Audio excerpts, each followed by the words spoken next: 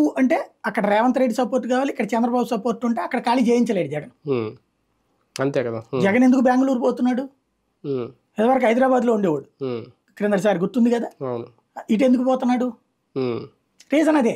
కానీ ఎక్కడ ఉండాలి ఇప్పుడు? లోటస్ పాండ్లో పక్కన షర్మిల ఉండదు, ఇంకో పక్కన తను ఉంటాడు అక్కడ. అది సమస్య. అంటే గుంజుకుంటోంది. ఇప్పుడు వాళ్ళ పిల్లల్ని తీసుకొచ్చి పులివెందుల్లో ఉన్న ఆస్తులు తన పిల్లల పేరుతో రాయించుకుందిగా కదా. వాళ్ళ పిల్లల పేరుతో రిజిస్ట్రేషన్ చేయించుకుంది కదా ఎలక్షన్స్ ముందే జగన్ ఉన్నప్పుడే. మరి అట్లాంటిది జగన్కి సంబంధించిన ఆస్తి సరే అదేంటో మనకు తెలియదు. ఏ ఆస్తి రాశాడు ఆయన, ఏది రాయలేదు,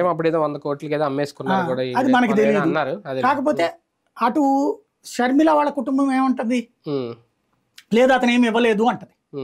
ఇవ్వకుండా ఈమెకి ఎంతకాలం ఖర్చు ఎక్కడి నుంచి వచ్చిందో అర్థం కాదు. రెగ్యులర్ మెయింటెనెన్స్ కైనా ఇప్పుడు అనిల్ గారు అయితే చాలా సిన్సియర్.